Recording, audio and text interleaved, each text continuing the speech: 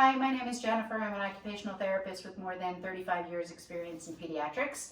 And like you, I am home with nothing to do because of the virus. And I'd like to give a shout out to my niece who gave me this idea of making a video for my families.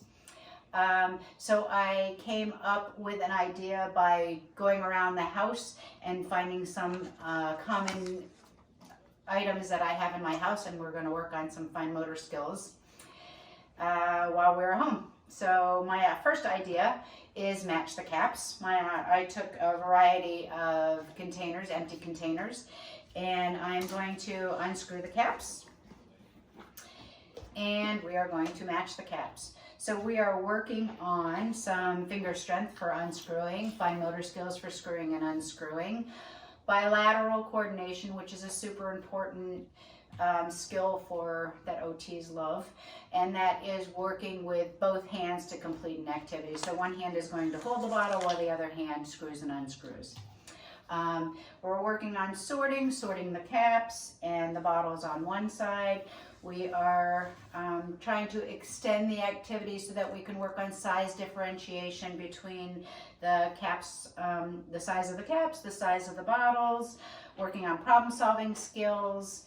If they get the cap wrong, which one fits where, like that.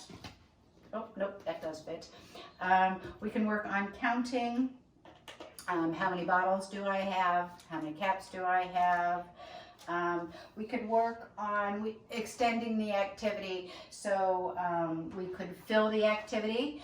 I brought some penne pasta out here, and we can fill the activity, or fill the container, sorry, with some penne pasta and make a little noise maker.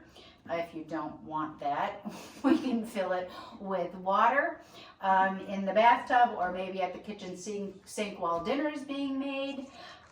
We are working on, with the pouring and the filling with the water, we are working on wrist motion as well as strengthening, because the weight of the container with water is heavier, and this container is going to be much lighter than this container. We can get some gross motor skills in there, make a little obstacle course so that the kids can run around them. We could get a ball and put it on top and have them kick it to work on balance. We could bowl with the ball by putting these in a row or in a line and rolling the ball. We could roll our body so that we are the actual bowling ball, because we really want to get some movement in there as well as the kids are stuck inside. We can work on concepts of empty, full, in, out, on, off. We could stack the containers to further work on fine motor skills. So there's lots you can do with just a little bit of setup. We want to make sure always that we have a just right challenge. So working with a 2-year-old is different than working with a 6-year-old. So we maybe with a 2-year-old would eliminate the number of objects that we're using so that they are successful. And with a 6-year-old, maybe we can change the elements so that we can have them pick a cap without looking and trying to figure out which cap fits on just by touching or feeling.